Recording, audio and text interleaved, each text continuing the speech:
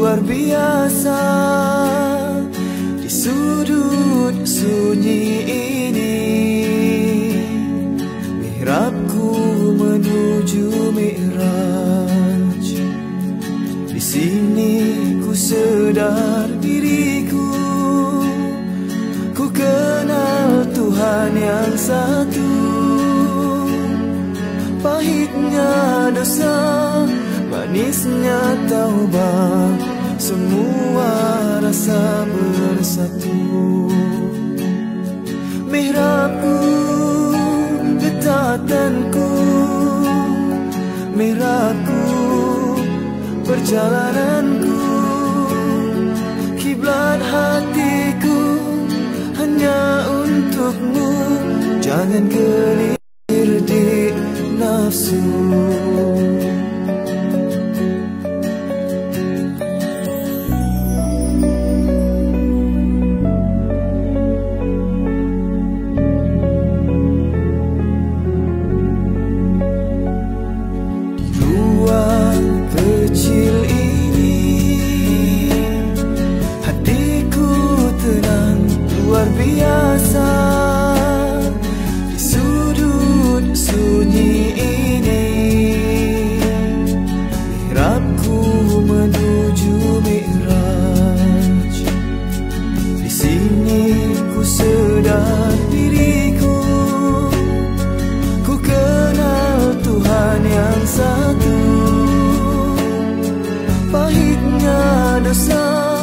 Manisnya taubat, semua rasa bersatu. Mihrabku, getatanku, mihrabku, perjalananku, kiblat hatiku hanya untukmu. Jangan gelincir di nafsu. Jauh sudah perjalananku, di mihrabku tersungkur syahdu. Jalan berliku ke lembah nafsu, hanya karena kau selamatkan aku.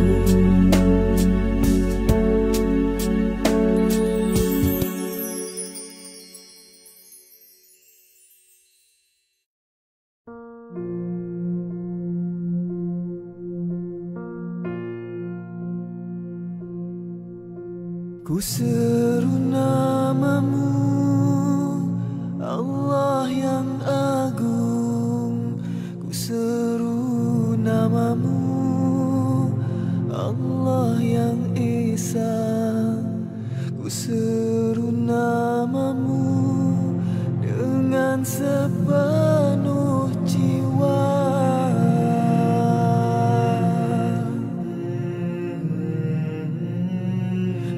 Latifu ya Halim, ya Rahmanu ya Rahim, ya Karimu ya Jawad.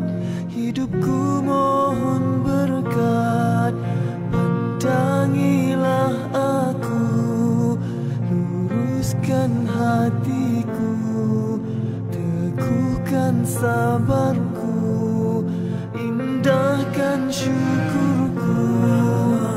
Ku seru namamu, Allah yang agung. Ku seru namamu, Allah yang Esa. Ku seru namamu dengan sepenuh jiwa. Ya Saburu ya Syakur, ya Subuhu ya Quddus, ya Hannanu ya Mannan, ya Zal Jalali wal Ikram. Engkaulah maksudku, Engkaulah tujuanku, redamu harapanku, bernaung di Firdausmu. Engkaulah maksudku, Engkaulah tujuanku, redhamu harapanku, bernaung di firdausmu.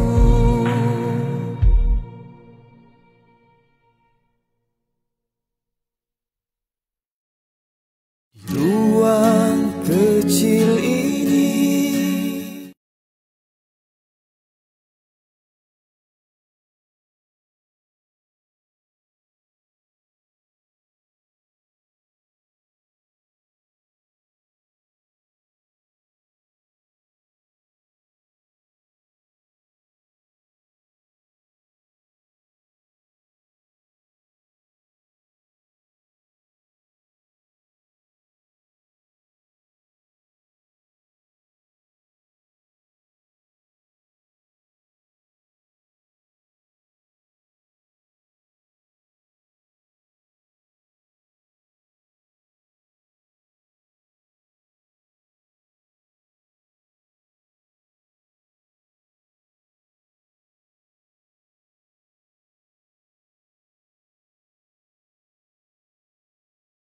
ruang kecil ini,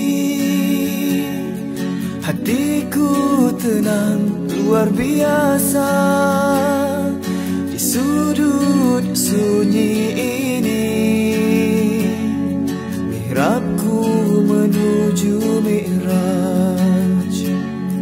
Di sini ku sedar diriku, ku kenal Tuhan yang satu.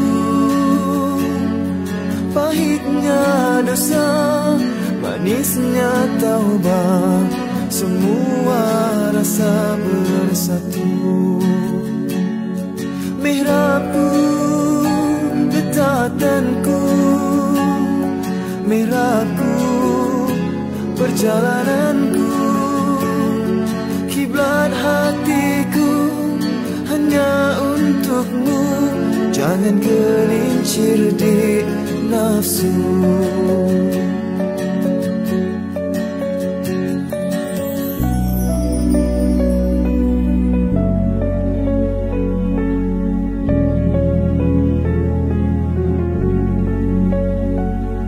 Di ruang kecil ini, hatiku tenang luar biasa. Di sudut sunyi ini, mihrabku menuju mi'raj.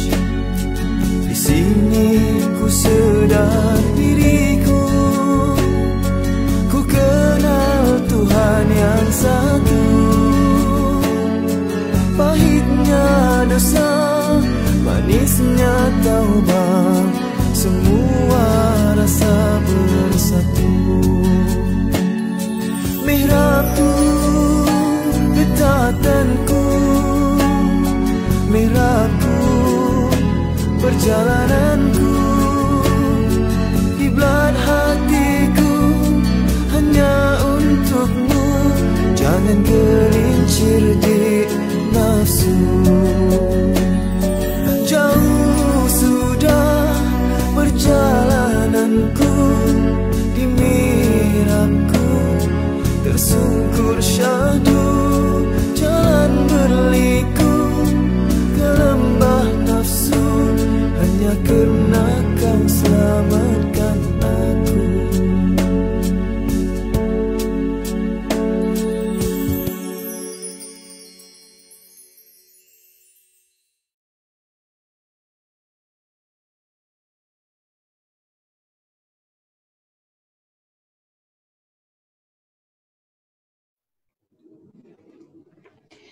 Bismillahirrahmanirrahim. Assalamualaikum warahmatullahi wabarakatuh.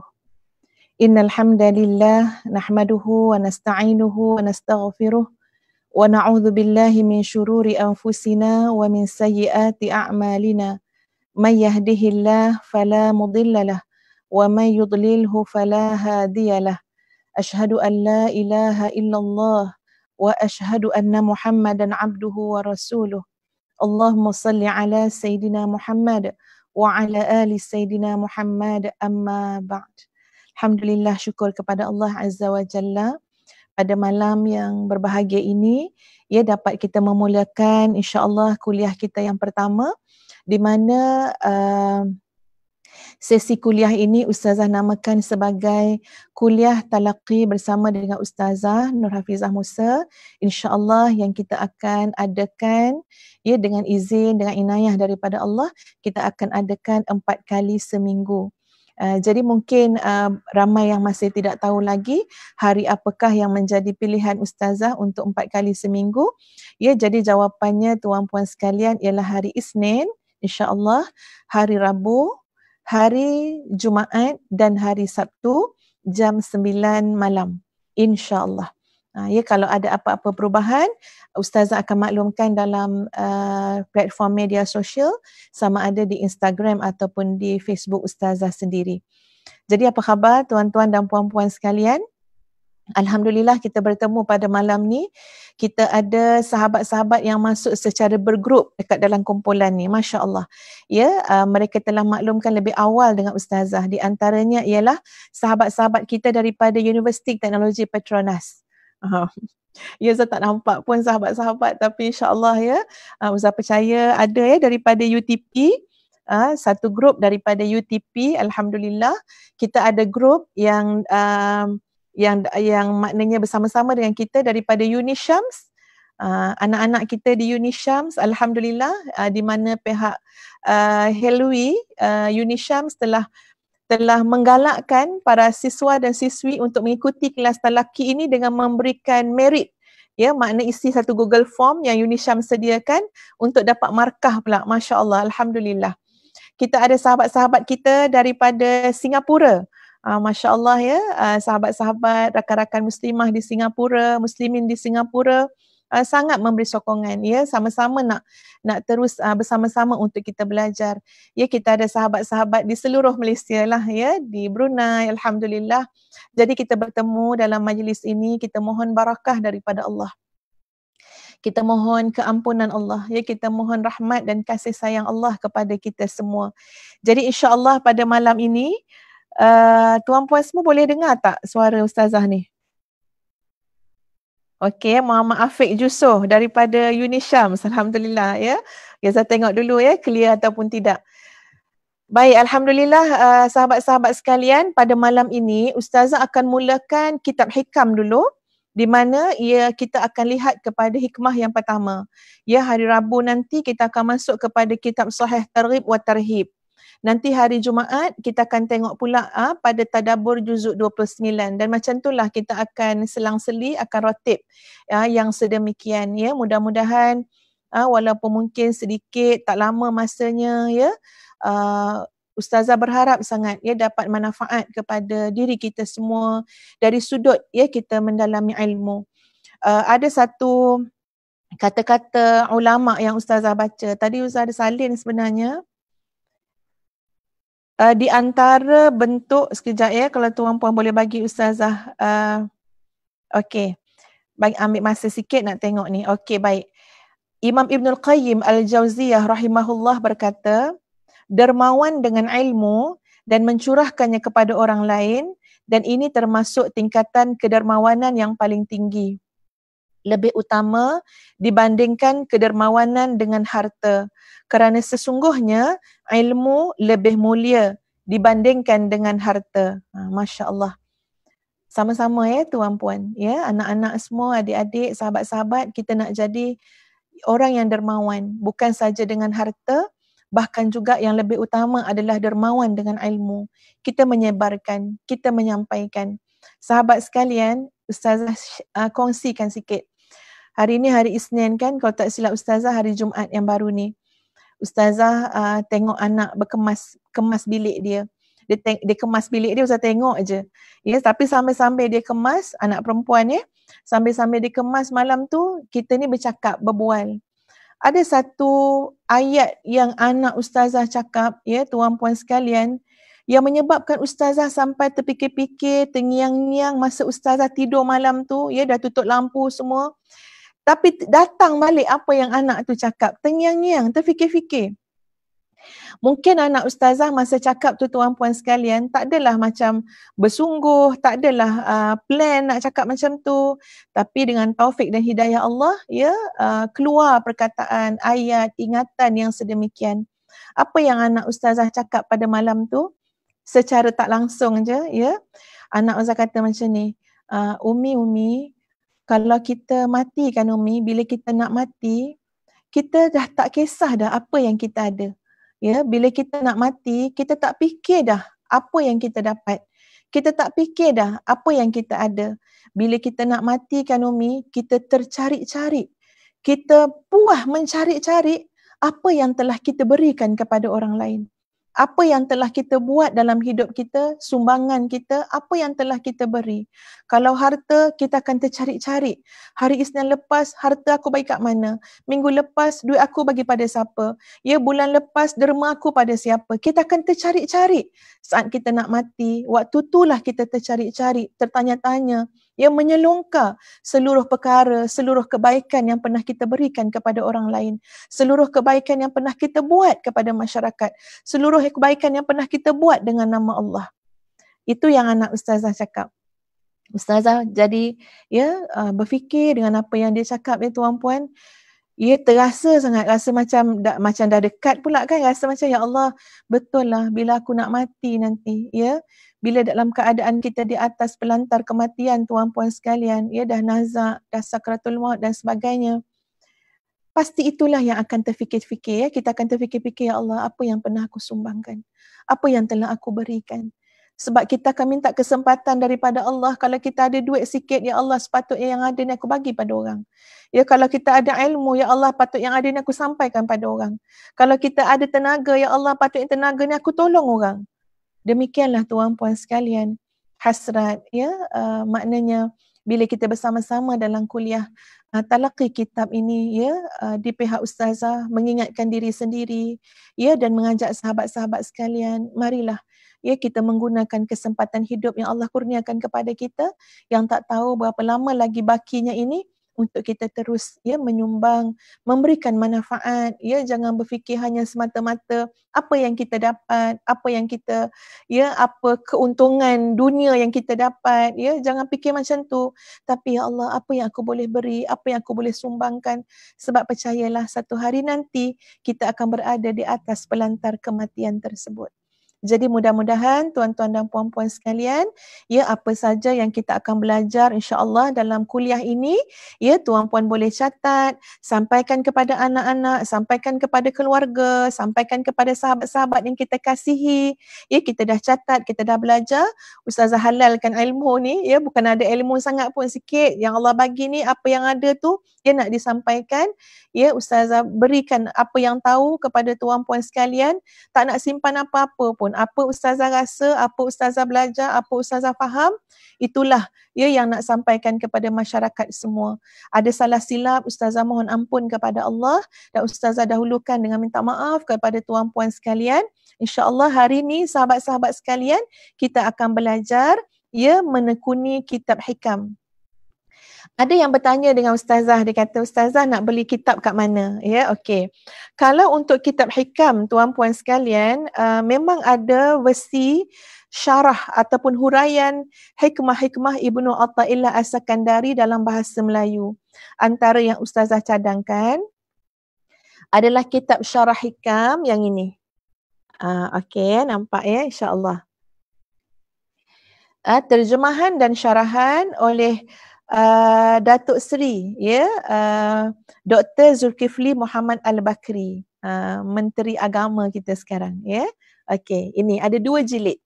Jadi tuan-puan boleh dapatkan ya di mana-mana kedai buku dan sebagainya. Itu ada 2 jilid. Ataupun kalau nak lebih ringkas, kita ada 1 jilid lagi, 1 buku lagi iaitu Terjemahan Al-Hikam. Okey. Yang ini 1 saja. Terjemah oleh Haji Salim Bahris. Ya, Haji Salim Bahris. Okey, ini pun boleh. Ini 1 je. Kalau yang tadi ada 2 jilid. Maksud ustazah, tuan-puan boleh dapatkan sendiri buku kitab hikam ya yang ada hikmah-hikmah kat dalam ni. Sebab dari segi huraian, Ustazah akan cuba huraikan insya-Allah dan berikan beberapa nota slide pada tuan-puan, dan tuan-puan adalah digalakkan untuk menulis nota sendiri. Maknanya mungkin yang malam ni kita dengar dulu, nanti esok lusa boleh dengar balik, buat ulang kaji dan boleh catat. Demikianlah menuntut ilmu perlu kepada kesungguhan. Menuntut ilmu kena bersusah payah. Ya, jadi ada susah payah sikit, esok kena dengar balik, catat balik, tak faham tanya balik ya.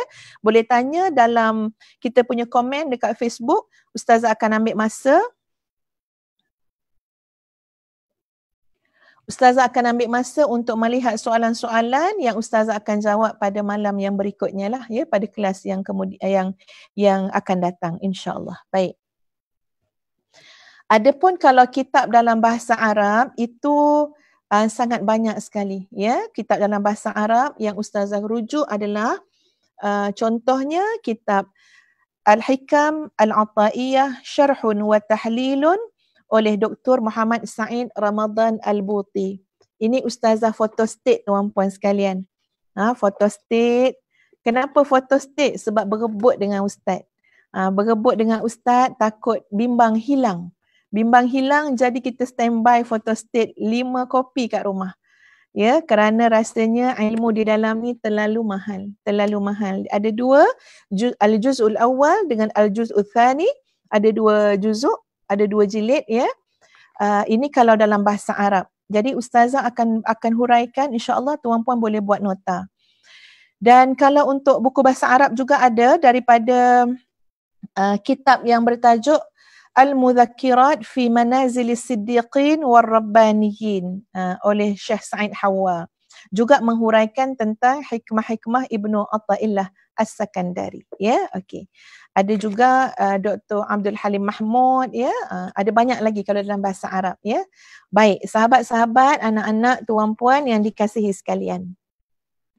Kenapa kitab hikam yang menjadi pilihan Ustazah? Okey, ini kita hari ini kelas mukadimah, jadi banyak perkara yang Ustazah nak sebut tu bersifat mukadimah terlebih dahulu. Kenapa kitab hikam yang jadi pilihan? Alhamdulillah Ustazah rasa sangat bersyukur kerana mendapat kesempatan belajar hikmah ataupun hikam Ibnu Athaillah As-Sakandari semasa belajar di Jordan dulu. Ya, kemudian dapat kitab-kitab berkaitan, dapat dulu kita pakai kaset kaset, bukan CD, bukan pen drive, zaman-zaman Ustazah dulu. Pakai kaset tu beli 1 dozen kaset yang menghuraikan tentang syarah syarah hikam Ibnu Athaillah As-Sakandari. Ya, setahun dengar daripada kaset tu, lepas tu diskusikan dengan sahabat-sahabat Arab dekat Masjid Jamiah ya, selalu tanya pendapat dia dan sebagainya. Kemudian Ustazah sambung belajar untuk memahami. Ustazah tak nak baca kitab ni ada yang tak faham. Padahal mula-mula baca ada juga yang tak faham sebab ni bahasa Arab kan. Jadi tak nak ada yang tak faham. Jadi Ustazah belajar dengan suami ya, dengan Dr. Azhar. Kemudian sama-sama mendengar kaset balik semula yang disyarahkan oleh Dr. Muhammad Said Ramadan Al-Buti. Kemudian dengar pula syarahan Dr. Ali Jumaah pun ada syarahkan juga. Ya, jadi banyak dengar syarahan untuk faham betul-betul hikam Ibnu Athaillah As-Sakandari. So apa yang Ustazah rasa lepas Ustazah faham? Masya-Allah tuan-puan sekalian. Pertama, ia memberikan satu sudut pandang ataupun satu bentuk kefahaman yang sangat komprehensif terhadap kehidupan. Ya, dia memberikan satu sudut pandang ya, sebab hikmah-hikmah Ibnu Athaillah As-Sakandari ni sebenarnya itu adalah kata-kata hikmah ya, pada kata-kata yang ringkas, tetapi dalam maksudnya yang telah dihurai oleh banyak ulama-ulama selepas itu, huraikan hikmah-hikmah Ibnu Athaillah As-Sakandari. Asasnya tuan-puan sekalian, hikmah-hikmah ini adalah daripada kefahaman, ya, daripada penghayatan Syekh Ibnu Athaillah As-Sakandari sendiri terhadap ayat-ayat Al-Quran dan hadis-hadis Nabi SAW dan pengalaman kerohanian yang beliau telah lalui. Jadi maknanya semua ini adalah sesuatu yang sumber dia, ya, akan kembali semula kepada Al-Quran, ayat-ayat Al-Quran dan juga sunnah ataupun hadis Nabi SAW. Betul-betul membentuk satu kefahaman. Ya, jadi ada beberapa hikmah tu yang memang Ustazah hafalkan. Kenapa? Sebab dia memberikan kita satu sudut pandang yang sangat positif, yang sangat luas, yang sangat dalam, yang dapat menyentuh jiwa dan rasa. Jadi sebab itu, ya, pengalaman Ustazah mengajar kitab hikam di beberapa buah masjid tuan-puan. Contoh kalau dekat Masjid Taman Tar, ya. Masjid Taman Tar di Ampang, Ustazah mengajar di sana rasanya lebih daripada 5 tahun. Ya, maknanya dah masuk pada hikmah yang ke-100. Lebih kurang dah masuk dah hikmah yang ke-100. Dah lebih daripada 5 tahun, ya. Ustazah pun tak ingat dah secara tepat. Maknanya setiap minggu, hampir setiap minggu, hari Isnin pagi ambil satu hikmah, huraikan, satu hikmah, huraikan. Jadi feedback daripada sahabat-sahabat, daripada para jemaah, Masya Allah, ya, Masya Allah, sangat bagus. Ya, hari ke hari kelas tu bertambah penyertaan, ya, hari ke hari minat mereka bertambah untuk belajar tentang hikmah Ibnu Athaillah As-Sakandari. Dan ada masjid lagi iaitu di Masjid Bukit Jelutong. Ya, Masjid Tengku Ampuan Jamaah.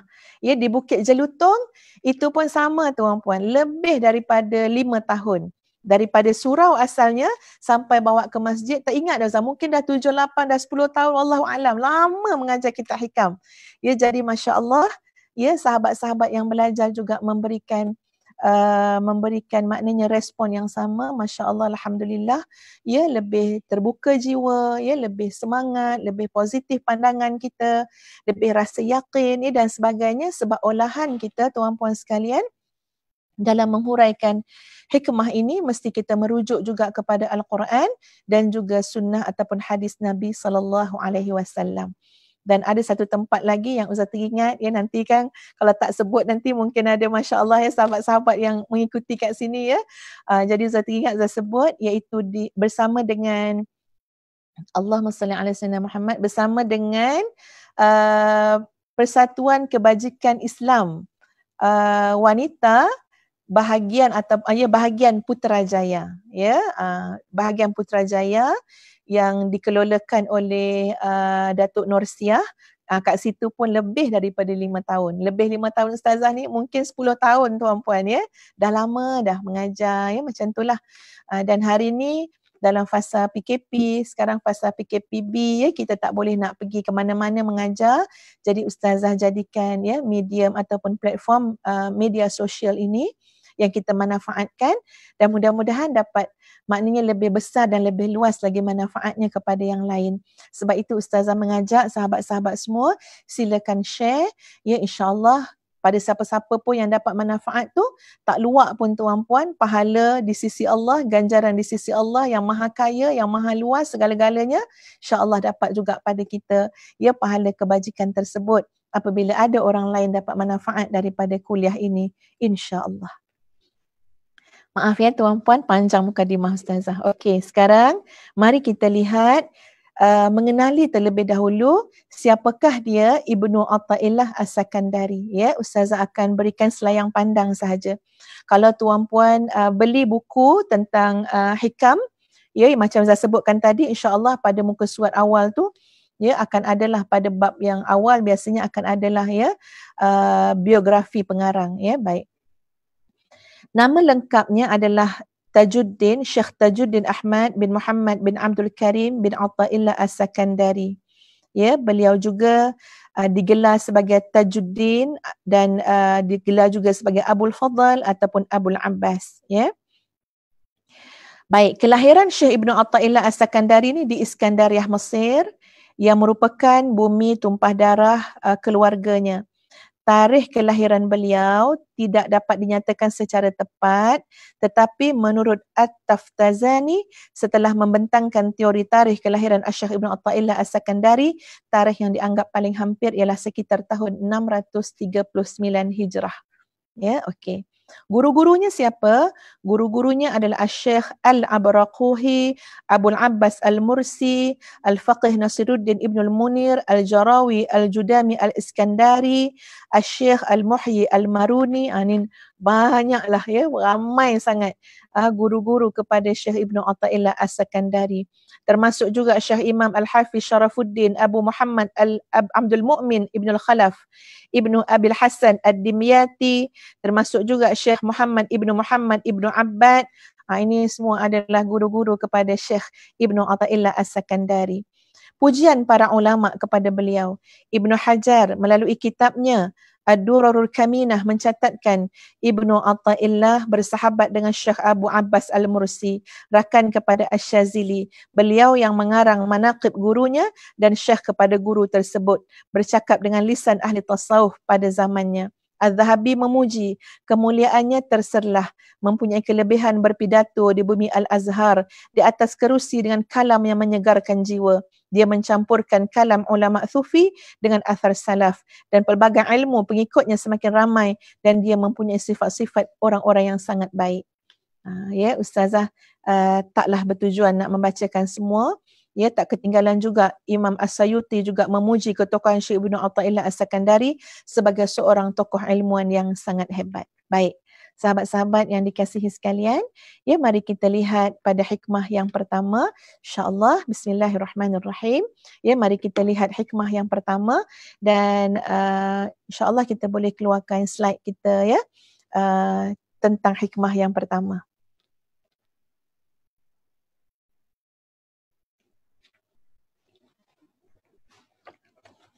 Baik, sahabat-sahabat, Ustazah percaya sudah boleh melihat di skrin kita. Inilah dia hikmah yang pertama, Al-Hikmatul Ula. Ustazah bacakan hikmahnya.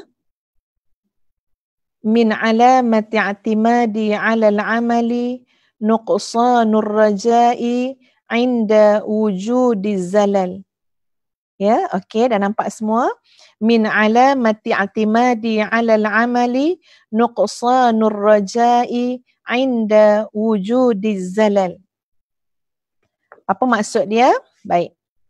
Maksud dia adalah antara tanda seseorang itu bergantung kepada amal ialah kurang harapan kepada Allah ketika berlakunya kegelinciran dosa.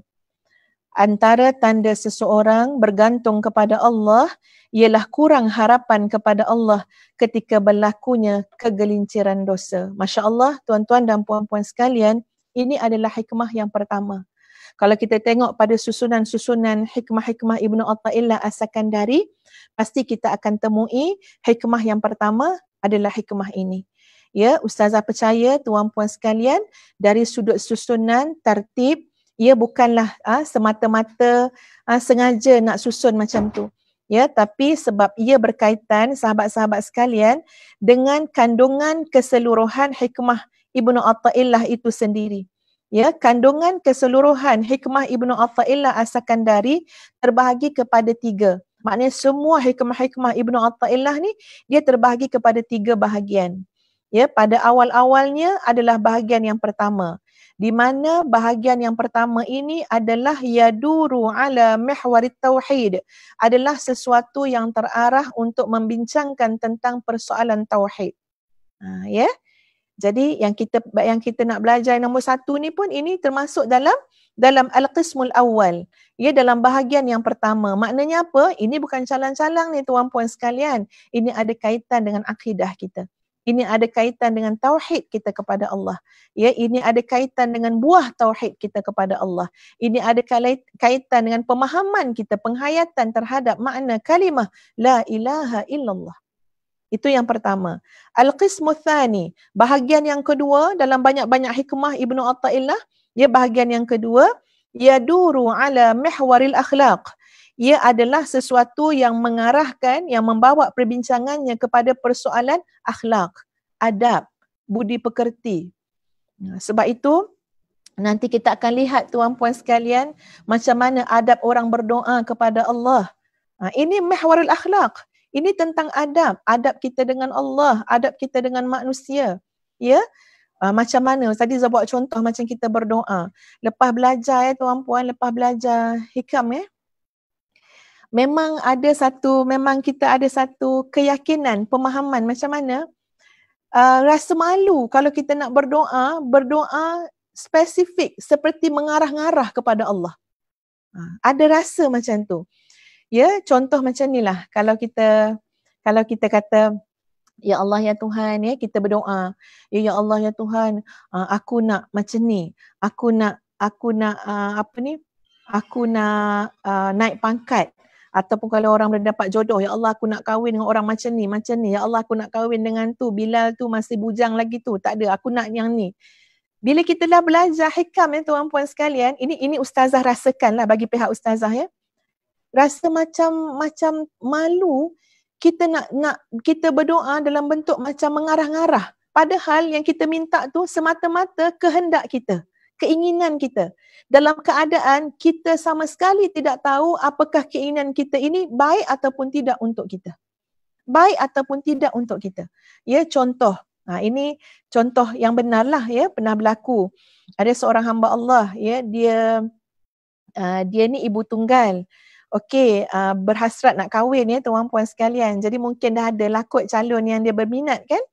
Jadi bila ustazah masa tu nak pergi umrah, dia tuliskan kat ustazah dan dia suruh ustazah bacalah apa yang dia tulis, ustazah baca depan dia. Ustazah baca perlahan je. Dia tulis supaya ustazah doakan dia kahwin dengan sekian-sekian nama. Ustazah senyum je baca dia punya surat. Ya ustazah tolong doakan saya kahwin dengan sekian-sekian pada tahun ni juga. Macam itulah lebih kurang Jadi ustazah senyum je. Kemudian ustazah cakap dengan hamba Allah ni, ustazah kata dengan sahabat ni, insya-Allah ustazah akan doakan. Ustazah akan doakan yang terbaik. Jadi bila ustazah kata ustazah akan doakan yang terbaik tu, dia nampak macam menung sekejap. Ya, maknanya macam nampak macam gambaran macam tak puas hati ni. Nak suruh juga ustazah ni doa macam dia tulis. Ya, dia nak kahwin dengan sekian-sekian, minta temu jodoh dengan hamba Allah ni, kalau boleh kahwin tu tahun ni. Tapi ustazah cakap dengan dia, ustazah akan doakan yang terbaik. Jodoh yang terbaik. Jadi lepas tu, bila dia dengar, saya cakap macam tu, dia pun menung sekejap, lepas tu dia kata apa? Memanglah terbaik ustazah, tapi doalah macam saya tulis tu. Maknanya apa tuan-puan sekalian? Kadang-kadang kita tidak cukup yakin. Kita tak cukup yakin kehendak Allah untuk kita tu jauh lebih baik daripada keinginan kita pada diri kita sendiri yang boleh jadi bercampur-campur dengan nafsu kita. Sebab itu satu kebahagiaan sahabat-sahabat sekalian, satu kebahagiaan menyerahkan hidup ini kepada Allah, satu kebahagiaan. Satu kebahagiaan meletakkan al-thiqah. Thiqah ni apa dia? Kepercayaan penuh kepada Allah. Buatlah ya Allah macam mana pun. Ya, aku yakin engkau ini alimun hakim. Aku yakin engkau ini al-barur rahim. Aku yakin engkau ini jawadun karim. Ya Allah, segala-gala kesempurnaan pada Allah. Takkan kita tak terasa bila kita minta, wahai Allah, kurniakanlah aku segala yang terbaik. Dah rasa macam mana? Rasa hasbi Allah, hasbunallah. Cukup serah daripada Allah. Ya, sebab tu bila kita nak bahagia tuan-puan sekalian, dengan tawakal itu, dengan keyakinan dan kepercayaan yang betul-betul mantap dan teguh kepada Allah, sampaikan dalam bab adab. Ni kita cakap tadi al-qismu tsani. Bahagian yang kedua bercakap pasal adab, tapi tu jauh lagi tuan-puan. Ya, kita ni baru hikmah yang nombor 1 hari ni, ya. Cuma Ustaz bagi selayang pandang dulu. Bila sampai kita memahami masuk dalam al-qismu tsani yang bercakap tentang akhlak, memang kita akan rasa terbimbing untuk menjaga adab dengan Allah Azza wa Jalla. Sampaikan untuk kita berdoa tuan-puan sekalian. Jangan terus saja doa, ya Allah ya Tuhan, aku nak itu, aku nak ini, nak begitu, nak begini, anakku gini, suami aku. Allahu Akbar, ada rasa malu tuan-puan sekalian. Tapi yang seronoknya macam mana, nikmatnya macam mana, adabnya bagaimana, indahnya bagaimana, bila kita sujud, bila kita rafakkan tangan ke hadrat Allah, kita berdoa, kita mulakan dulu, ya, kita habis-habisan dulu apa dia? Memuji Allah Azza wa Jalla. Ya, puji Allah banyak-banyak. kita selawat kepada Nabi SAW, kemudian kita puji Allah.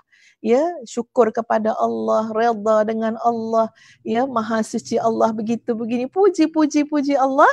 Lepas tu barulah, ya, kita pun lepas tu kita sebut lagi, seru dengan nama-nama Allah yang maha baik, yang maha hebat. Ya, bagi Allah ada nama-nama Allah yang maha hebat, maka fad'uhu biha, ya, serulah Allah dengan nama-nama itu sampai puas kita, puas, ya, berminit-minit kita dah memuji, menyeru. Nanti hujung tu, ya Allah mudahkanlah urusan hidupku. Ya Allah ampunkanlah dosaku. Ya Allah, perbaikilah kelemahan-kelemahan kami, ya Allah. Ya Allah, kurniakanlah keluarga ini keluarga sakinah yang mengenal Engkau, ya Allah. Yang menjadikan kehidupan yang sebenar, yang kami yakini dan imani adalah kehidupan akhirat. Baru kita berdoa. Jadi adab tu datang daripada mana, sahabat-sahabat sekalian? Daripada ilmu. Pemahaman kita terhadap ilmu tadi. Allah mudahkan dengan ilmu yang Allah kurniakan kepada kita, pemahaman yang Allah berikan kepada kita. Jadi nanti akan dibawa sekali, ya, package adab dan akhlak itu dalam kehidupan kita. Jadi penting belajar, ya. Baik, yang ketiga. Yang ketiga, al-qismu thalith. Al-qismu thalith. Iaitu bahagian yang ketiga, maknanya kalau kita pergi hikmah, masuk yang 130, 150 yang dalam-dalam tu tuan-puan, ini memang lebih detail lah, ya. Dan kadang-kadang untuk masyarakat awam, ya, untuk masyarakat awam mungkin untuk masuk qismus tsalits ni, ustaz, ini pandangan ustazah, ya, mungkin tidak sesuai untuk kita ajarkan semata-mata dalam live Facebook seperti ini, ya. Itu lebih baik dalam keadaan dapat bertentang mata, ya, dapat terus langsung ada masalah je tanya terus, jawapan terus. Itu lebih baik. Sebab ini dah masuk kepada perbincangan yang lebih dalam, yang lebih halus, yang lebih terperinci, ya ta'allaqu bisuluki wa tathirin nafsi minal adran, ya. Maknanya ini dah masuk kepada cerita suluk, ya, orang yang betul menjurus sangat, ya, kepada apa? Kepada perjalanan menuju Allah dengan wirid-wiridnya, ya, dengan tata caranya, akan ada di sana istilah-istilah yang harus difahami pada maksud yang sebenar, ya. Di sana nanti mungkin ada banyak juga kalau kita ini saya cakap terang-terang, kalaulah guru yang mengajar ni pun belum pernah melalui jalan itu, ya, maknanya belum pernah sampai ke peringkat itu, ya, ibarat kata ustazah hanya boleh mengajar, maknanya mengajar kosong macam tu, mengajar kering macam tu. Sebab apa? Sebab belum pernah dirasai. Jadi untuk sampai kepada al-qismu tsalits ini, bagi pandangan ustazah, ini kena gurunya tuan-puan sekalian, ya, guru yang benar-benar mursyid, ya, guru yang benar-benar telah melalui perjalanan yang hebat, pengalaman kerohanian, ya, yang benar-benar memahami, yang mantap dari sudut tauhid, dari sudut syariatnya, memahami hukum-hukum fiqh dan sebagainya. Sebab semua ini kena bergabung untuk kita membina ataupun membentuk satu pemahaman yang benar, ya, pada neraca ataupun pandangan Islam itu sendiri. Jadi boleh nampak, ini gambaran awal dulu tentang keseluruhan hikmah-hikmah Ibnu Athaillah As-Sakandari yang banyak, beratus-ratus hikmah-hikmah. Bila sebut hikmah ni apa dia? Kata-kata, ya, yang tidak panjang, kata-kata yang pendek, ya, tetapi maksudnya sangat dalam. Sebab ia bukan semata-mata kata-kata yang direka dengan perasaan, ia bukan semata-mata kata-kata yang direka, ya, dengan teori-teori semata-mata, tetapi ia adalah kata-kata yang terbit, hikmah yang terbit daripada pemahaman, ya, dan penghayatan yang begitu hebat sekali kepada Islam itu sendiri, ya, Islam, iman, ihsan. Jadi ini mengeluarkan ataupun menghasilkan kata-kata hikmah yang subhanallah dirujuk oleh ramai para ulama, ya, disyarahkan, diulas oleh ramai ulama-ulama selepasnya terhadap kata-kata hikmah, mutiara-mutiara kata Syekh Ibnu Athaillah As-Sakandari. Kembali kepada hikmah kita yang pertama. Baik.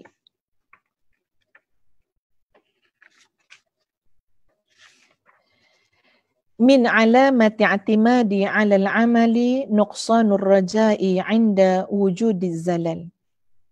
Sahabat sekalian,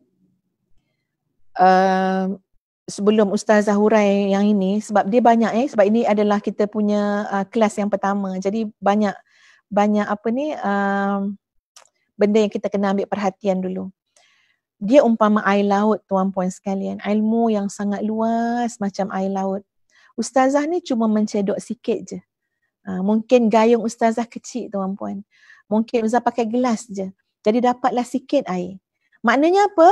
Ada ulama-ulama lain, ada para asatizah lain insya-Allah yang mencedok pada sisi lain, ya, pada bahagian lain air laut tu. Jadi maknanya bukan makna yang Ustazah cakap ni je yang betul. Yang lain-lain semua salah. Tidak, ilmu Allah ni terlalu luas. Allah bagi sikit seorang.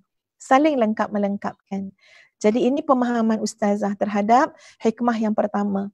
Ya, jadi insya-Allah mudah-mudahan membantu kita semua untuk kehidupan yang lebih baik. Jadi bila disebut tanda orang yang bergantung dengan amal.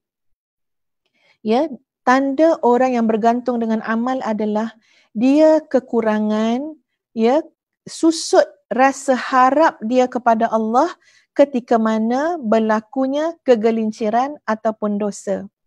Sahabat-sahabat sekalian, pertama, mungkin kita boleh keluarkan slide mafhum hikmah dulu ya.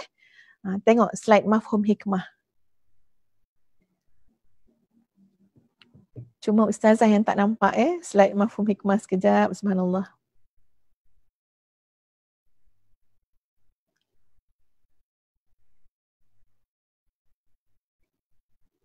Okey, kita tengok yang pertama, mafhum hikmah kita. Meletakkan pergantungan dan harapan hanya kepada Allah Azza wa Jalla. Ini yang pertama. Maksud dia, pada kata-kata hikmah ini ada satu teguran. Ya, ada satu ingatan. Ya, supaya seorang hamba Allah, seorang manusia, kita semua tidak meletakkan pergantungan kita kepada yang selain Allah, bahkan yang selalu mungkin boleh terjadi kepada orang yang nak sampai kepada Allah. Orang nak jadi baik, orang nak hijrah, ya, orang nak ubah kehidupan dia, adalah dia akan terpedaya dengan amal dia sendiri. Ya, benda ini sangat halus. Ya, sangat halus. Kita mungkin nampak jelas kalau kita bergantung dengan orang. Kita nampak kalau kita bergantung dengan dunia. Kita nampak kalau kita bergantung dengan duit. Itu mungkin nampak lebih jelas, lebih kasar berbanding dengan kita terpedaya, kita tak perasan bahawa dalam perjalanan kita menuju Allah, kita rupa-rupanya bergantung kepada amalan kita sendiri. Kenapa? Kerana daripada mafhum hikmah yang pertama ialah setiap kita mestilah meletakkan pergantungan dan harapan hanya kepada Allah Azza wa Jalla. Nanti Ustazah akan jelaskan ya. Ustazah nak sebut dulu tentang mafhum hikmah, ada 1, 2, 3, 4, 5 sekadar yang Ustazah sempat sediakan tuan-puan. Nanti Ustazah akan huraikan ya, supaya lepas ni tuan-puan boleh tengok, boleh berinteraksi dengan Ustazah semula lah, tak payah tengok slide tu.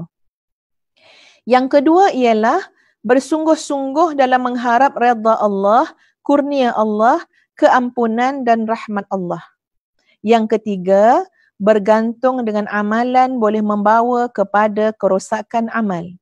Yang keempat, buah daripada mentauhidkan Allah adalah pergantungan kepadanya, pergantungan dengannya. Dan yang kelima, menjaga adab dalam beramal. Okey, apa maksud dia tuan-tuan dan puan-puan sekalian? Dalam perjalanan kita menuju Allah, memang tidak boleh kita bergantung dengan yang lain. Dan sebenarnya itu adalah buah tauhid kita kepada Allah, iaitu kita tawakal kepada Allah, bergantung dengan rahmat Allah Azza wa Jalla. Sebab bila kita nak jadi baik tuan-puan sekalian, pasti insya-Allah kita punya perhatian adalah untuk memperbanyakkan amalan-amalan. Baca Quran nak banyak, solat nak banyak, puasa nak banyak. Alangkah kasihannya tuan-puan sekalian, kalau kita tiba-tiba jatuh dalam zon perasan, jatuh dalam zon sum'ah, jatuh dalam daerah riak, jatuh dalam daerah ujub. Penyakit-penyakit yang ustazah sebutkan ini, ya, jatuh dalam daerah melihat orang lain kotor belaka, hina belaka, rendah belaka, kitalah yang hebat, kitalah yang mulia. Kenapa? Sebab kita sudah terjebak kepada penyakit pertama yang sangat bahaya, iaitu kita telah bergantung, bersandar dengan amalan kita sendiri. Ya, kita rasa bagus kita ni, ya, qiyamul lail kita buat, tengoklah orang lain tak habis lagi puasa sunat Syawal, kita dah habis dah. Kita tak perasan tuan-puan, kita bergantung dengan amal ke tidak, sebab ini benda yang sangat halus. Jadi sebab itulah Syekh mengatakan kepada kita, tanda orang yang bergantung dengan amal. Jadi benda ni kena diperhalusi betul-betul sangat. Tanda orang yang bergantung dengan amal, maknanya dia tidak bergantung dengan Allah, dia tidak bergantung dengan rahmat Allah, dia tidak bergantung dengan maghfirah Allah, dengan keampunan Allah. Dia bergantung pada amal dia. Dia perasan dia boleh masuk syurga dengan amalan dia. Dia perasan tinggi kedudukan dia kerana amalan dia.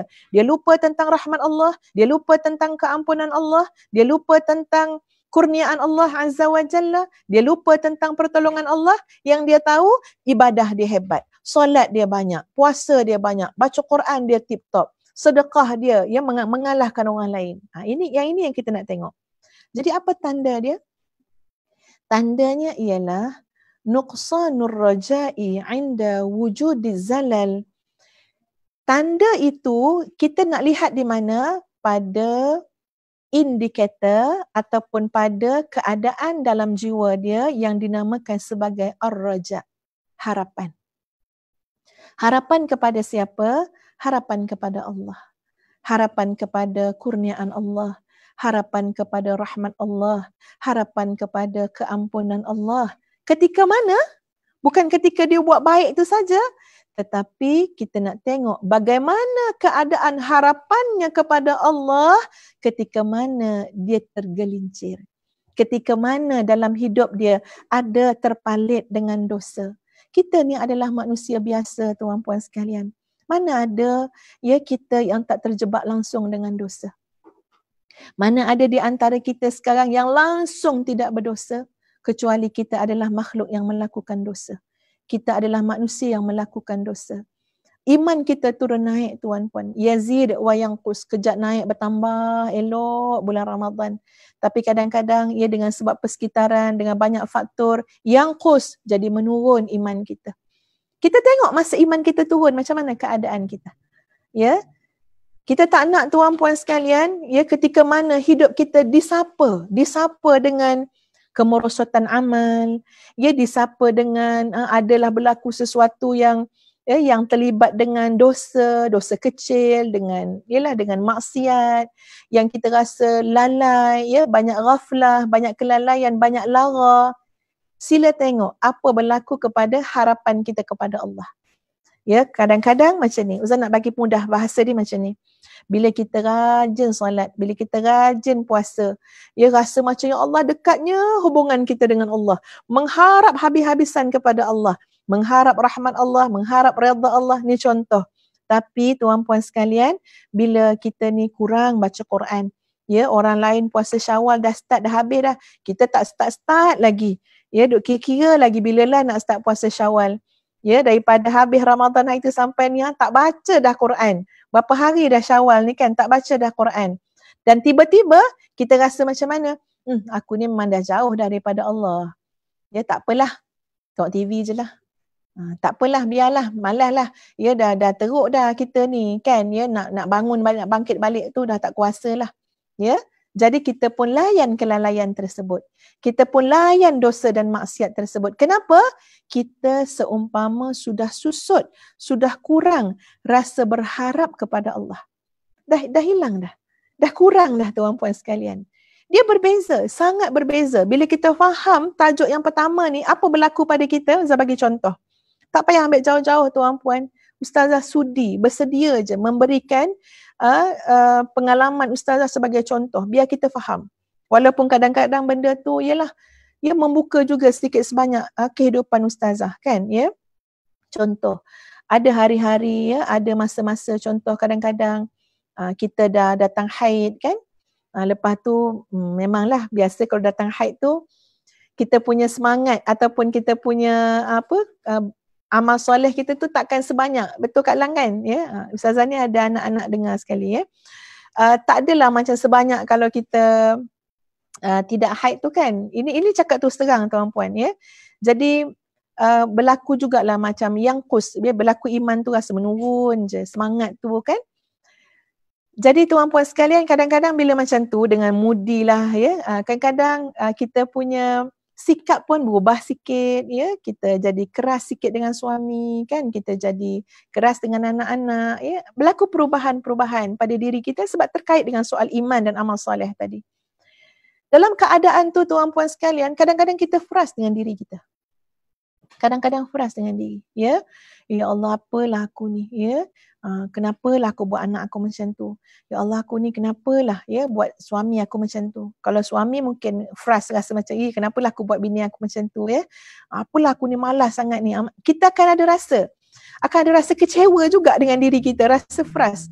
Tapi yang membangkitkan semangat kita semula, jangan frust, jangan kecewa-kecewa. Kenapa? Kita jangan bergantung dengan amalan kita. Sebaliknya apa dia? Kita bergantung dengan rahmat Allah Azza wa Jalla, dengan kurniaan Allah, dengan keluasan keampunan Allah, ya, dengan afu daripada Allah, keampunan daripada Allah. Jadi kita tu cepat semangat. Tak apa, kita istighfar banyak-banyak. Kita taubat, kita datang kepada Allah. Jadi proses kita daripada merudum tadi nak pergi naik, bangkit balik tu, insya-Allah tuan-puan akan lebih laju, akan lebih cepat. Kenapa? Sebab kita bukan jenis manusia yang bergantung kepada amalan kita sendiri. Ya, kita akan tengok nanti tuan-puan adab kita dalam beramal. Ya, di sana ada satu hadis Nabi SAW. Mungkin admin kita boleh keluarkan hadis ni ya untuk sahabat-sahabat tengok. Hadis riwayat Al-Bukhari. Hadis yang berbunyi, "La yudkhila ahadakumul jannah amaluhu qalu wala anta ya Rasulullah qala wala ana illa an yataghammadani Allah birahmatih." Seseorang tidak akan dimasukkan ke dalam syurga dengan sebab amalannya. Sahabat-sahabat bertanya, "Walaupun kamu ya Rasulullah?" Jawab Nabi SAW, "Walaupun saya." Ya, maksud dia walaupun saya pun tak masuk syurga kerana amalan-amalan semata, melainkan illa ayyataghammadani Allah birahmatih, melainkan dengan limpahan rahmat Allah kepadaku. Riwayat Al-Bukhari. Jadi jelas tuan-puan sekalian, ya, macam mana yang Nabi sebut, tidak ada seorang pun masuk syurga semata-mata kerana amal dia. Jadi sahabat tu jadi ragu sampai bertanya, "Kamu ya Rasulullah macam mana? Kamu banyak solat, kamu berjihad, kamu ibadah. Tengok macam mana siang kamu, macam mana malam kamu, macam mana hebatnya kamu mengenal Allah, macam mana hebatnya amalan-amalan kamu. Kamu bagaimana ya Rasulullah?" Nabi mengatakan, "Bahkan aku juga tidak masuk syurga kerana amal tersebut. Sebaliknya, masuk syurga kerana apa? Kerana rahmat daripada Allah. Illa ayyataghammadani Allah birahmatih." Ya, kecuali kerana Allah memurniakan rahmat kepadaku. Jadi sahabat-sahabat sekalian, bila kita bergantung dengan rahmat Allah, dengan kurniaan Allah, dengan keampunan Allah, kita tu hampir tidak akan terjebak dalam kekecewaan. Ya, sebab ini cakap jujur-jujur lah, ya Allah ya Tuhan, nak mujahadah dalam hidup ni tuan-puan sekalian, struggle habis-habisan. Nama pun mujahadah. Jatuh bangun ya Allah ya Tuhan. Ya, macam ustazah usia 45 tahun tuan-puan sekalian. Ya Allah ya Tuhan. Ya, cuba nak jadi baik, cuba nak jadi baik. Tapi jatuh bangun, ya, tersungkur banyak kali dalam hidup, ya, dalam pengalaman hidup ni, ya. Jadi untuk kita bangun bangkit, ya, nak bersaing, nak fastabiqul khairat, bersaing dengan orang-orang soleh, ya, bersaing dengan orang soleh ni, jangan sampai ada rasa kecewa, jangan sampai ada rasa putus asa. Cepat, tak apa. Allah tu rahmatnya luas, Allah keampunannya luas. Bangkit. Ya, lakukan amal saleh kerana Allah. Bergantunglah dengan Allah, bukan dengan amal saleh kamu semata-mata. Jadi pertama, hasil daripada pemahaman kita terhadap hikmah yang pertama ni tuan-puan, kita tu sukar sekali untuk disesatkan, diperdayakan oleh syaitan. Macam mana syaitan nak perdayakan? Perdayakan manusia dengan manusia itu rasa putus asa dengan Allah. Putus asa. Tuan-puan, ya, orang yang pernah buat maksiat yang Allah Akbar, ya, buat dosa-dosa besar ni, kadang-kadang mudah tuan-puan rasa putus asa dah. Ya. Cuba tengok macam mana orang yang pernah terlibat, ya, dengan kancah pelacuran bertahun-tahun, berbelas tahun. Macam mana kita nak bagi harapan kepada mereka? Ya, orang yang pernah terlibat dengan najis dadah bertahun-tahun. Macam mana kita nak bagi harapan kepada mereka? Ya, sebab itu basic tu kita nak bagi faham pada anak-anak kita, pada generasi yang ada, pada diri kita, keluarga kita. Kita ni hidup bergantung dengan Allah. Rahman Allah, kurniaan Allah, keampunan Allah. Ya, sebab itu susah syaitan nak pedaya kita dengan cara putus asa dengan Allah, kecewa dengan Allah, kecewa dengan rahmat Allah. Dan kita ingat dalam Quran macam mana disebut, ya, wahai manusia, janganlah kamu putus asa dengan rahmat Allah. Sesungguhnya yang putus asa dengan rahmat Allah ni siapa dia? Syaitan yang dilaknat oleh Allah Azza wa Jalla. Sebab perjalanan ni jauh. Ya, perjalanan ni sukar. Perjalanan ni nak kena mendaki tuan-puan sekalian. Jadi kena teguh, kena bersandar, sandaran yang kuat, sandaran yang kukuh. Apa dia? Dengan Allah yang maha sempurna, Allah yang maha baik, ya, Allah yang maha esa, Allah yang maha luas rahmat dan keampunannya. Itu satu. Yang kedua, syaitan juga susah, ya, nak menyesatkan kita, nak memperdaya kita dari sudut memperdayakan kita sehingga kita tertipu dengan amalan kita sendiri. Beramal jatuh riak, beramal jatuh ujub, beramal jatuh sum'ah, ya, beramal jatuh berbangga-bangga diri dan melihat orang lain tu rendah, hina semua. Susah tuan-puan, syaitan nak pedaya dengan cara ni. Kenapa? Kita pun tak memandang amal kita. Kita pun bila dah beramal tuan-puan sekalian, dah lupakanlah amal baik yang kita pernah buat. Semuanya ada tertulis di sisi Allah. Semuanya ada pada Allah. Ya, Ustazah tengok surah Al-Muzammil. Selalu sebenarnya baca kan surah Al-Muzammil. Tapi inilah hebat sungguh Al-Quran. Bila kita baca, kita selalu rasa macam baru baca. Tengok surah Al-Muzammil ayat 20. Allah sebut, A'udzubillahi minasyaitanirrajim. وَمَا تُقَدِّمُوا لِأَنفُسِكُم مِّنْ خَيْرٍ تَجِدُوهُ عِندَ اللَّهِ. Apa saja yang kamu lakukan daripada kebaikan adalah untuk diri kamu. Tajiduhu indallah, yang kamu akan dapati semuanya ada di sisi Allah. Huwa khairan wa a'zama ajra. Itu lebih baik dan lebih besar pahalanya. Wastaghfirullah. Minta ampunlah kamu kepada Allah. Sesungguhnya Allah itu maha pengampun lagi maha pengasih. Jadi dengan kita memahami, ya, Ustazah belum habis hurai ya tuan-puan, ya, benda ni nak kena hurai slow-slow. Nak kena hurai perlahan-perlahan, step by step. Sebab ini melibatkan kefahaman, al-fahmu. Ya, kita doa, Allahumma faqihna fid din wa 'allimna ta'wil. Jadi tak boleh laju-laju, ya. Makna kata, Ustazah nak bagi tahu belum habis lagi Ustazah hurai ni, ya. Mungkin ada pertanyaan-pertanyaan dalam fikiran tuan-puan, perlahan-perlahan, ya, dengar lagi insya-Allah Ustazah akan cuba huraikan. Mungkin pada huraian yang akan datang tu akan menjawab persoalan-persoalan yang timbul pada fikiran tuan-puan sekalian. Kembali kepada yang tadi. Bila kita memahami tentang hikmah yang pertama ini, itu menjadi benteng. Benteng apa? Susah syaitan nak pedaya kita. Pertama, susah nak pedaya dari sudut menjadikan kita manusia yang mudah putus asa dan kecewa. Kedua, susah nak pedaya kita dari sudut nak jadikan kita riak, nak jadikan kita ujub, nak jadikan kita sum'ah dan sebagainya. Kenapa? Sebab kita bukan jenis manusia yang berpegang, yang pandang, yang bersandar kepada amalan-amalan yang kita lakukan semata-mata. Sebaliknya, kita melakukan amalan-amalan tersebut sebagai satu bentuk ketaatan kita kepada Allah. Apa yang Allah suruh kita buat, apa yang Allah larang kita tinggalkan. Yang namanya sunat, buat dapat pahala, tak buat rugi. Bagi orang-orang yang nak mencari keredaan Allah, maka akan dibuat dengan sehabis baik yang boleh. Ya, perkara-perkara ataupun amalan-amalan, ibadah-ibadah yang sunat ni tuan-puan sekalian, kita buat ni sampai Allah jatuh cinta kat kita, sampai kita jatuh cinta kepada Allah Azza wa Jalla. Ya, nak buat lagi, buat sajalah amal. Bergantung bukan pada amal tadi, tapi pada Allah Azza wa Jalla. Cara nak tengok kok ada penyakit bergantung dengan amal, tadi telah Ustazah nyatakan, ketika mana kita lalai, ketika mana kita ada terbuat dosa, ketika mana kita ada berubah sikap dan sebagainya, tengok apakah telah luput ataupun susut harapan kita kepada Allah ataupun tetap segar. Ustazah bagi contoh tuan-tuan dan puan-puan sekalian. Kita tengok pada munajat, munajat kita semualah, Ustazah percaya tuan-puan pun munajat kepada Allah dengan cara kita masing-masing.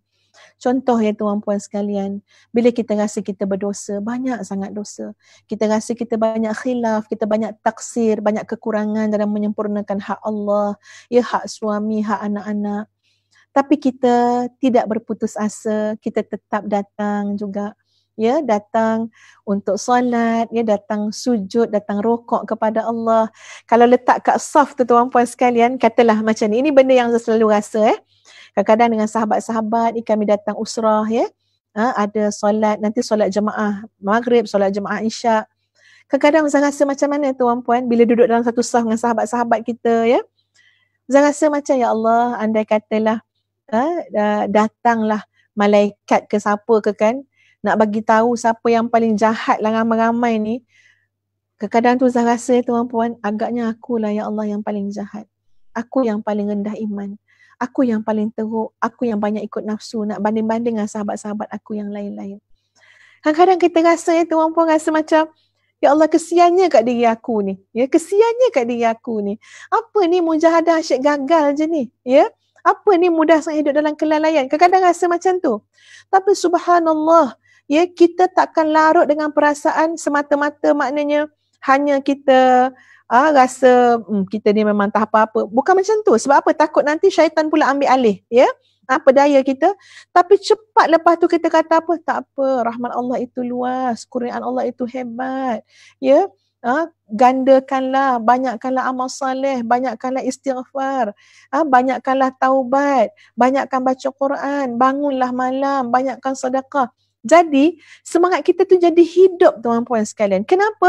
Sebab kita tak pandang semata-mata kepada amalan sahaja. Boleh faham maksud Ustazah. Jadi sahabat-sahabat sekalian, ini boleh menyelamatkan kita daripada penyakit tadi yang Ustazah maksudkan. Dua yang boleh jadi jalan datang daripada syaitan. Baik, adapun hadis Nabi SAW tadi. Tengok macam mana dihuraikan oleh Dr. Said Ramadan Al-Buti dengan satu huraian yang Masya Allah yang kita boleh sebut sebagai qiyas ra'a'. Sangat cantik sekali dia punya kiasan dia. Okey, Ustazah bacakan. Ni dalam bahasa Arab saya terjemahkanlah. Orang-orang yang merasakan dia masuk syurga dengan amalan dia. Orang-orang yang merasakan dia masuk syurga dengan amalan dia. Ma'na hadzal kalam anna Allah azza wa jalla rasada qimatan lil jannah la tatamathal fi darahim aw fi suyulatin maliyah. Orang yang kata dia masuk syurga sebab amal dia banyak puasa, dia banyak zakat, dia banyak sedekah, dia banyak solat. Tengoklah sampai hitam dahi ni sujud bangun malam. Sampai kuh kering ni kenapa? Kena banyaknya puasa kan Orang-orang yang mengatakan mereka masuk syurga dengan amalan mereka, sesungguhnya mereka semacam seakan-akan telah merendahkan nilai syurga itu sendiri.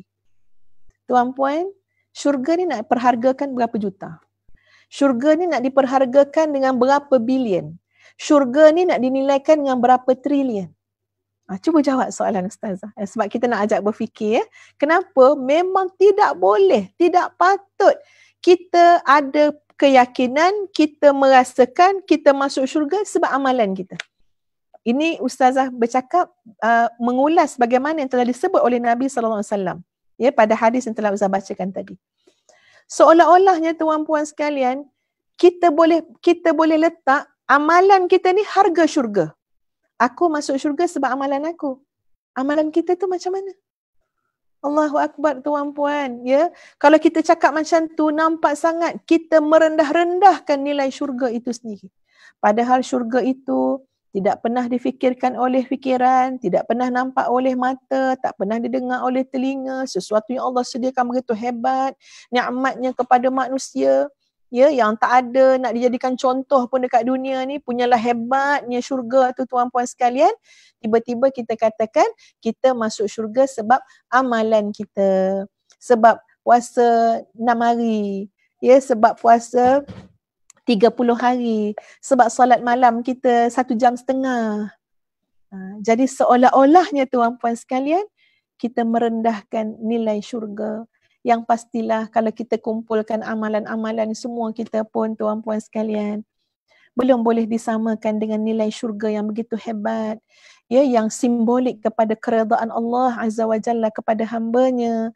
Jadi dengan demikian, sama sekali buangkan penyakit yang dinamakan sebagai penyakit bergantung dengan amalan sendiri.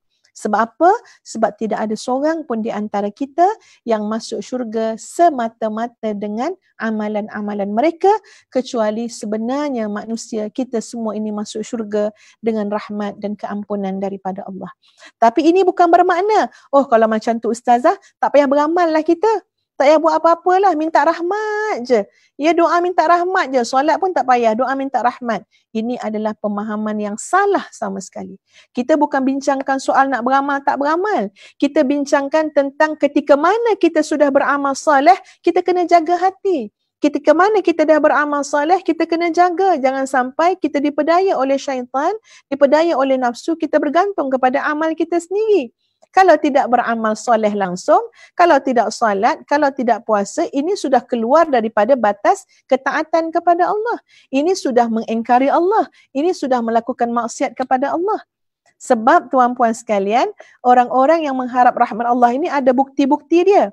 Antara tanda mengharap rahmat Allah, boleh tengok slide kita. Antara tanda mengharap rahmat Allah disebut oleh Allah dalam surah Al-Baqarah ayat 218.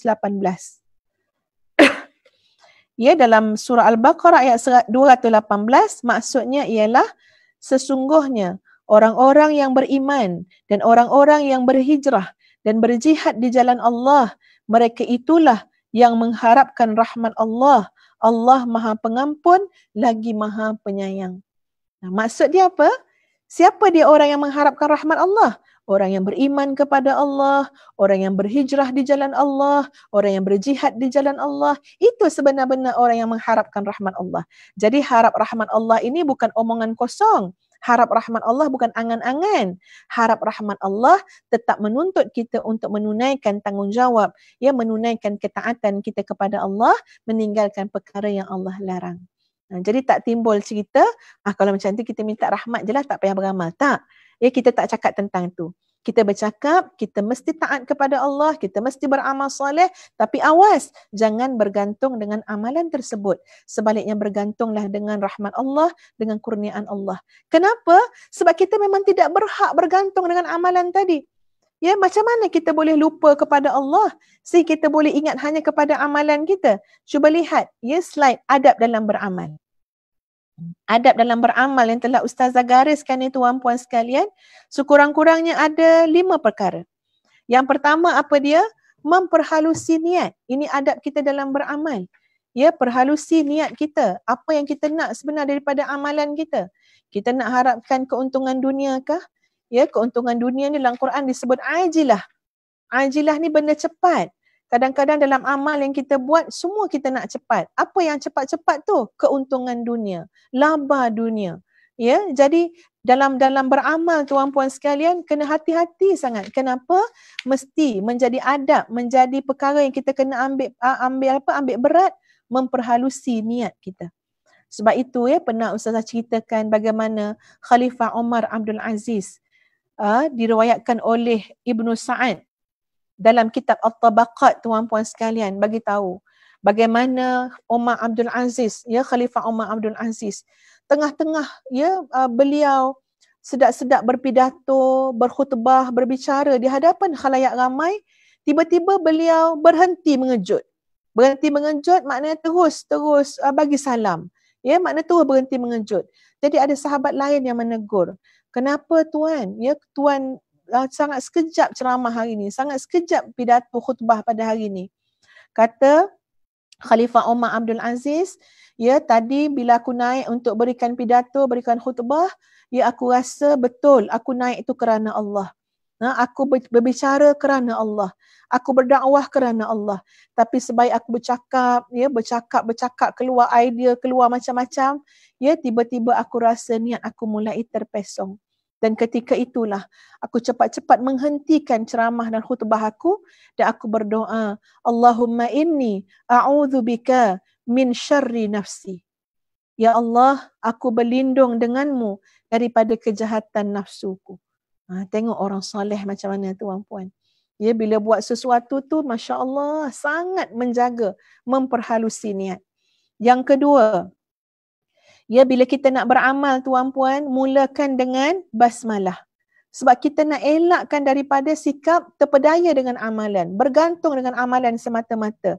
Jadi biar bila kita nak buat sebarang amalan kita, amalan soleh kita tu, mulakan dengan basmalah. Kenapa kita baca bismillah? Ya, bismillahirrahmanirrahim. Dengan nama Allah yang Maha Pengasih lagi Maha Penyayang. Pertama, untuk menentukan arah tuju yang kita nak buat.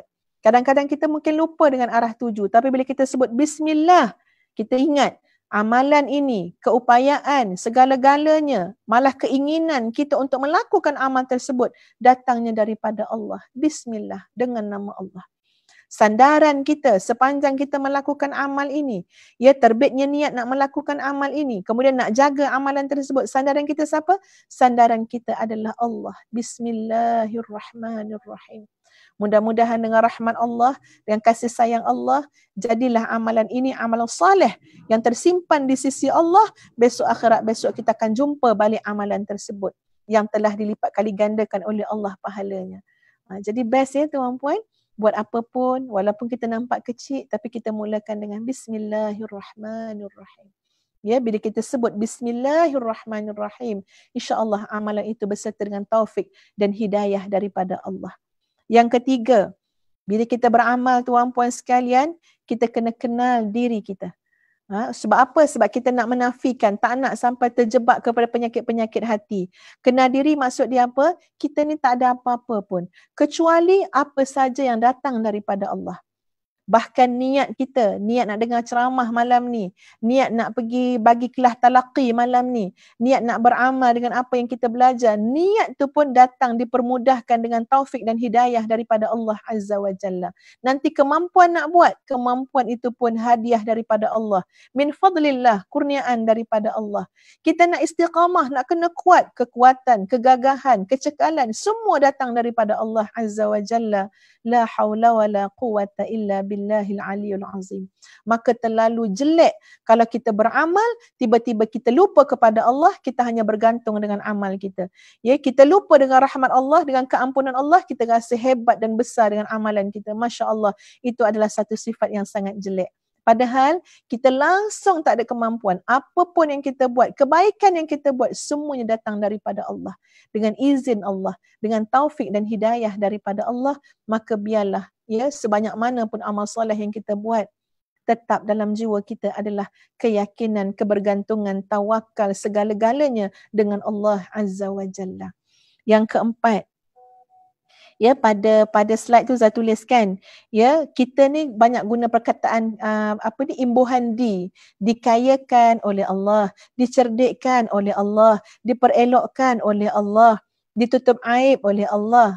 Bukannya kita orang kaya, bukannya kita orang cerdik, bukannya kita orang cantik. Apatah kita nak kata kita yang mengkayakan, kita yang mencerdikkan, lagilah tidak. Sebab apa? Hakikatnya apa dia? Kita tak ada apa-apa. Kita dikayakan, ditolong, dibantu, dicerdikkan, diperelokkan, ditutup keaiban.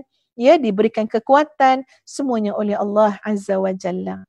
Yang keempat, tuan-puan sekalian, ya, beristighfar banyak-banyak.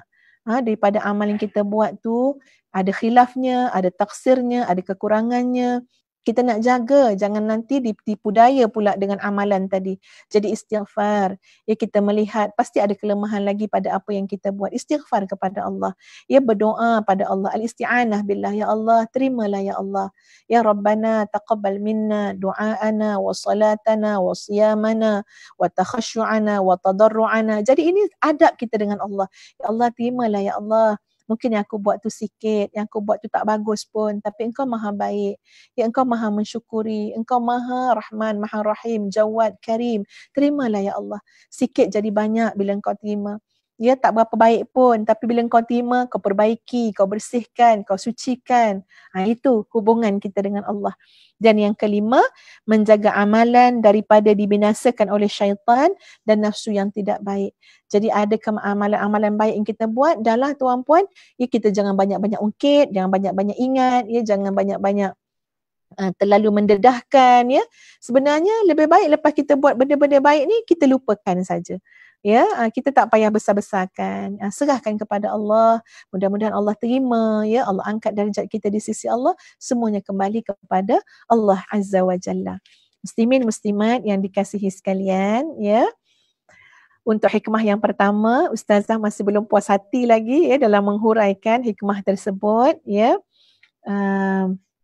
Ada beberapa perkara lagi yang penting untuk kita faham, untuk kita memahami benar-benar hikmah yang pertama ini.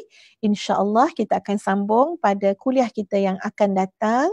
Ya, jadi Ustazah mengucapkan jutaan terima kasih kepada seluruh muslimin muslimat yang bersama-sama dalam talaqi, ya, bersama dengan Ustazah untuk 3 subjek yang telah kita nyatakan pada awal tadi. InsyaAllah Ustazah akan tengok soalan-soalan tuan-puan dalam dekat Facebook tadi tu. Ya, insya-Allah Ustazah akan cuba carikan jawapan dia. Ustazah akan cuba jawab pada hari Rabu nanti. Hari Rabu pukul 9 malam sebelum kita masuk kepada subjek sahih targhib wa tarhib. Ustazah akan ambil masa dulu untuk menjawab soalan-soalan yang tuan-puan ajukan sekadar yang Ustazah mampu. Adapun huraian hikmah yang pertama, kita akan sambung semula secara lebih mendalam, ya, pada hari Sabtu insya-Allah jam 9 malam. Allahu akbar, Allahu akbar, Allahu akbar. Walillahil hamd. Ya, sama-sama kita beristighfar kepada Allah Azza wa Jalla. Astaghfirullahalazim, astaghfirullahalazim, astaghfirullahalazim. Ya Allah, ya Tuhan kami, berikanlah kami, ya Allah, faham dalam urusan agama. Dapat kami benar-benar faham dalam urusan keimanan ini, ya Allah. Ya Allah, kurniakanlah kepada kami ma'rifatak, kami mengenal Engkau, ya Allah, dengan sebaik-baiknya. Ya Allah, ya Tuhan kami, jadikanlah kami golongan yang mendengar lalu melakukan segala kebaikan daripada apa yang telah kami dengar. Ya Allah, ya Tuhan kami, jadikanlah kami, ya Allah, hamba yang benar-benar mengikut sunnah Rasulullah sallallahu alaihi wasallam. Kurniakanlah kepada kami seluruh kebaikan, ya Allah, yang dekat maupun yang dekat maupun yang jauh, yang lambat maupun yang dekat, yang cepat, ya Allah, yang kami tahu ataupun yang kami tidak tahu. Jauhkanlah kami daripada seluruh keburukan, ya Allah, sama ada yang kami sedar, yang kami tahu ataupun yang kami tidak tahu, yang cepat ataupun yang lambat. Ya Allah, ya Tuhan kami, jadikanlah keluarga kami, ya Allah, keluarga yang Engkau berikan sakinah, mawaddah, warahmah. Rabbana hablana min azwajina wa dhurriyyatina qurrata a'yun waj'alna lil muttaqina imama. Wa sallallahu ala Muhammad wa ala ali Muhammad walhamdulillahi rabbil alamin. Jadi terima kasih tuan-tuan dan puan-puan sekalian. InsyaAllah boleh dengar balik semula, ya, kuliah ini untuk kita benar-benar faham. Kita boleh tulis nota insya-Allah. Dan Ustazah minta maaf atas segala kelemahan dan silakan tuan-puan untuk mengikuti, ya, iklan ada iklan selepas program ini ada iklan, ya, yang menaja program kita juga, ya, pada hari ini insya-Allah. Jadi sama-sama kita mengambil manfaat daripada apa yang telah Ustazah sampaikan. Mudah-mudahan menjadi jariah kepada kita semua. Assalamualaikum warahmatullahi wabarakatuh.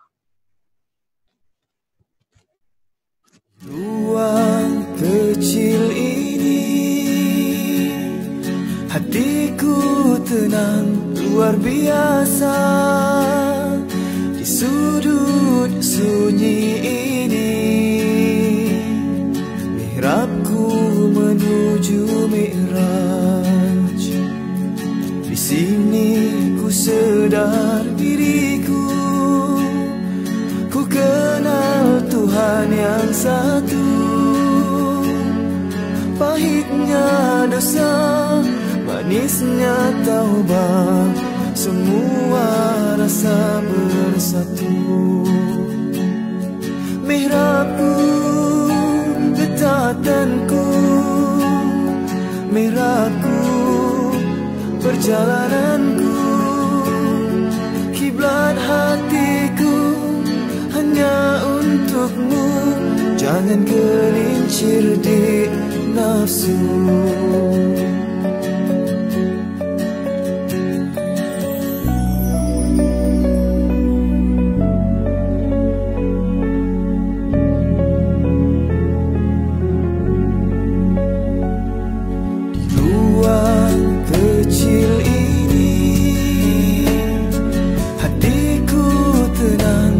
Biasa di sudut sunyi ini.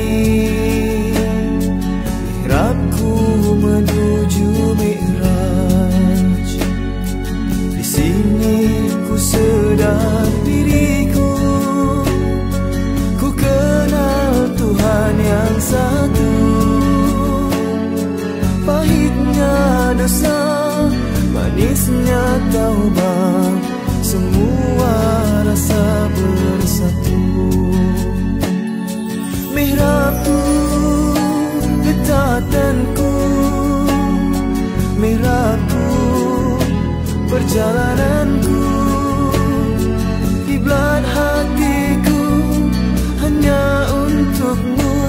Jangan gelincir di nafsu.